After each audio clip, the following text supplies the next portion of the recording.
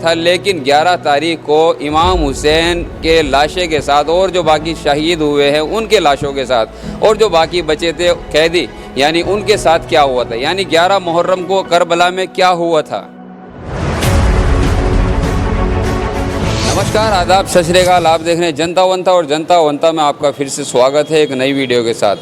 جیسا کہ پیغمبر اسلام کے حضرت محمد صلی اللہ علیہ وآلہ وسلم کے بعد اسلام 2 فرقوں میں بٹ چکا تھا، شیعہ اور سنی، اور آج ہمارے ساتھ میں شیعہ دھرم موجود ہیں۔ اور جیسا کہ کل 10 محرم تھا اور آج 11 محرم ہے، اور 10 محرم یعنی کربلا کا واقعہ قریب سبھی لوگ جانتے ہیں، لیکن 11 محرم میں کیا ہوا تھا کربلا والوں کے ساتھ؟ جو شہید ہو گئے تھے وہ ہو گئے تھے، لیکن جو زندہ تھے ان کے ساتھ کیا ہوا تھا، اور جو شہید ہو گئے تھے ان لاشوں کے ساتھ کیا کیا گیا تھا؟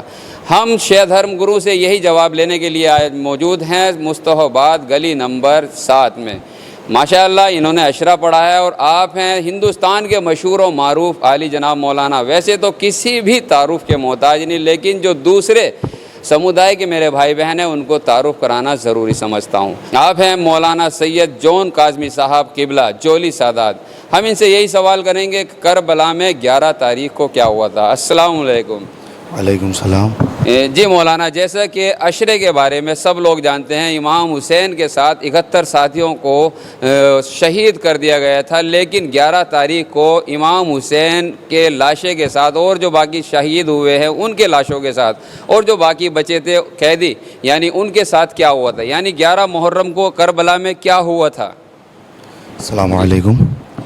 دیکھیے، آپ نے جو سوال کیا ہے کہ 11 محرم میں امام حسین علیہ السلام کے لشکریوں کے ساتھ، ان کے اصحاب و انصار کے ساتھ کیا ہوا، یہ سب جانتے ہیں کہ 10 محرم بڑا قیامت کا دن ہے، لیکن 11 محرم جو ہے وہ اس سے بھی زیادہ قیامت کا دن ہے، اس لیے کہ 10 محرم میں جب سب کو شہید کر دیا گیا، امام حسین علیہ السلام کو شہید کرنے کے بعد جب 11 محرم آئی ہے تو امام کے وہ بیٹے کے جو بستر علالت پر تھے اور اٹھ نہیں سکتے تھے، یزیدیوں نے کچھ آہانی سامان لے کر امام کے قریب آئے اور امام کے ہاتھوں میں ہتھکڑیاں، پاؤں میں بیڑیاں اور گلے میں خاردار توق ڈال دیا گیا۔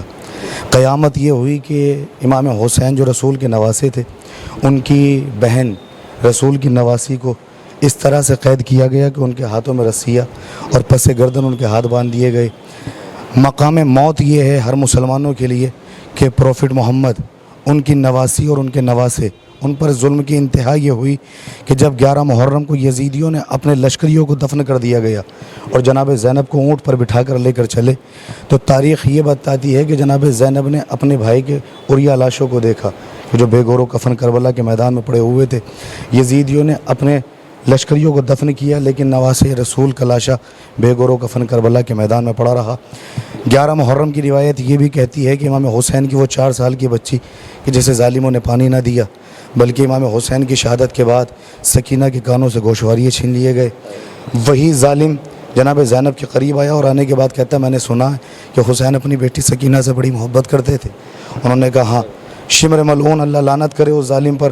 وہ کہتا ہے یہ بات تو سچ ہے کہ ہر اونٹ پر الگ الگ بیوی بٹھائی جائے گی، لیکن چونکہ حسین سکینہ سے بڑی محبت کرتے تھے لہٰذا سکینہ کو الگ اونٹ پہ بٹھایا جائے گا۔